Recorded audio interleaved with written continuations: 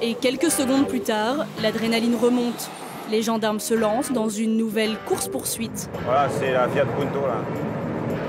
Immatriculation Belgique. Donc c'est un citoyen belge, il n'a pas réduit sa vitesse encore. Il est à 170, 180.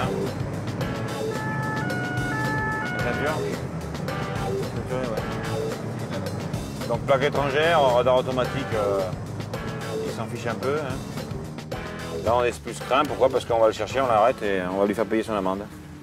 Voilà. Une amende qui va en fait s'avérer dérisoire aux yeux de ce conducteur étranger, un Belge.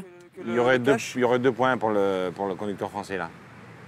Parce qu'en Belgique, les amendes sont beaucoup plus salées. On n'a pas le permis à points, donc on base tout sur les amendes de cash. Le pécunier, quoi. Le pécunier, le porte-monnaie. Le porte-monnaie. Ça fait beaucoup plus mal chez nous que chez vous. C'est combien en Belgique? Ce que je viens de faire là, 168 km/h. Déjà, moi je perds mon permis, donc vous le nous, il faut aller à plus de 179. Donc.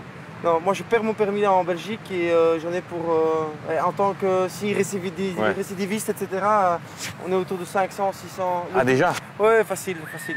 C'est pour ça qu'ils viennent... J'en pense que voilà, je vais continuer ma route, j'ai payé 90 €, 90, c'est pas... Je m'en sors bien, voilà ce que j'en pense. Ah ouais? C'est comme ça. Le gendarme n'en revient pas. Il réalise qu'en France, nos amendes ne sont peut-être pas très dissuasives.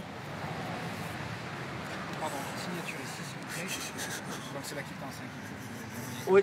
En 2010, François, Eric et leurs collègues, grâce à leur Subaru, ont relevé 1000 excès de vitesse. Quelques minutes plus tard, les gendarmes sont à nouveau en planque. Vous voyez, quand on n'est pas visible, les vitesses sont un peu plus élevées. Ces excès de vitesse sont leur bête noire. Ils sont responsables d'un accident sur 6. En ces temps de répression, paradoxalement, la puissance de la Subaru permet d'arrêter les délinquants de la route. L'avantage que l'on a, c'est que notre travail nous permet de rouler justement à des vitesses malheureusement politiquement incorrectes à l'heure actuelle. Mais bon, voilà, ça fait partie de notre job, quoi. Il y a toujours un petit peu une montée d'adrénaline, c'est vrai. C'est l'autoroute des vacances, celle qu'empruntent des millions d'automobilistes chaque été. Un lien entre le nord et le sud. En tout, près de 800 km d'asphalte et une aire d'autoroute tous les 15 km. Un univers particulier où professionnels de la route, touristes et fous du volant se côtoient.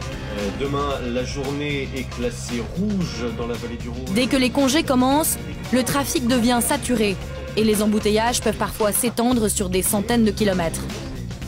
Alors en période de grand départ, les acteurs de l'autoroute ont la pression. Il y a certains moments où tous ont le sentiment que la situation peut basculer, que l'accident n'est jamais loin. Que font-ils pour que votre voyage ne soit pas un enfer? Quels vont être les imprévus du week-end? Quartier Général plonge dans les coulisses de l'autoroute du Soleil.